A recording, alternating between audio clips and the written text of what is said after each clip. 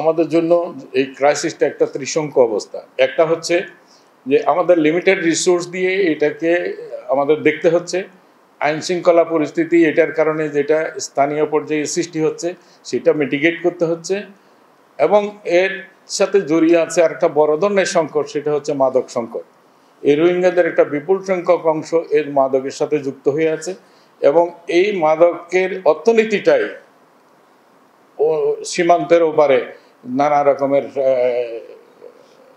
যারা যে সমস্ত বাহিনীগুলো গড়ে উঠতেছে সেইগুলিকে আর্থিক সামর্থ্য যোগাচ্ছে।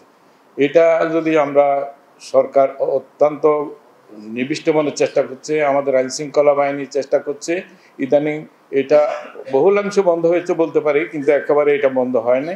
তবে এটা এই মাদকটা একটা বড় ধরনের সংকট সৃষ্টি করেছে সরকারের জন্য, এবং স্থানীয়ভাবে কক্সবাজার অঞ্চলে নানা রকমের সামাজিক সংকটও সৃষ্টি হচ্ছে এই প্রেক্ষাপটে।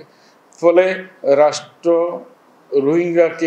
রোহিঙ্গাদেরকে রাখা, তাদেরকে পরিচালনা করা, ক্যাম্পগুলো পরিচালনা করা, সেখানে একটা মানবিক পরিবেশ সৃষ্টি করা, তাদের জন্য শিক্ষার পরিবেশ সৃষ্টি করা, স্বাস্থ্যের পরিবেশ সৃষ্টি করা, এটা বহুবিধ কাজ সরকারকে দেখতে হচ্ছে।